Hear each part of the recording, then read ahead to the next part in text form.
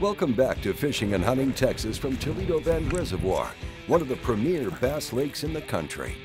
Now, despite the tough conditions, Clark was able to put some good fish in the boat using a variety of methods.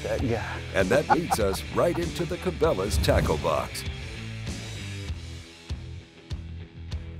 I just want to talk about Toledo Bend and our key setups there. You know, we had a really windy day, and when you get a day like that, sometimes you got to make a few changes to your tackle just to, you know, that you wouldn't normally make just to be able to deal with that wind. The way we fished there, for the most part, was, you know, pitching at shallow sand spots or reeds or whatever was in the water, little bushes, just whatever we could see that was in the water. But the wind was blowing so hard I had to put a little heavier weight.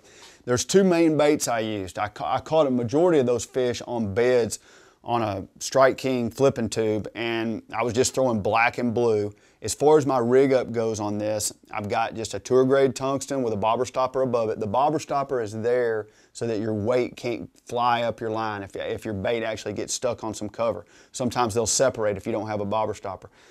Just a wide gap hook, and then as far as the tube goes, you know, black and blue 4.5 inch. It's an easy rig up. I was fishing it on 20-pound fluorocarbon. I had a Tournament ZX flipping rod with an arachnid reel, and you know, that was my main setup with the tube. When the other setup I had is I caught some on a rage bug, and those were just flipping. I was flipping a rage bug. I love this bait right here. When you look at this bait, it's a compact bait. It really has a lot of action. What you do is you separate the two tails, and so these two are separate, and then they just flap when they go down. I want to show you how I rig this thing. Again, I've got the same rig up on my hook and weight. I've got a bobber stopper at the top, tour grade tungsten, and then I've got a heavy cover flipping hook, Strike King. This is a 5/0 hook. To me, it fits this rage bug absolutely perfect. So when I actually run that bait up on that hook, the key is you can't go on too far. It's about a 1/2 inch. And then you run it up the hook,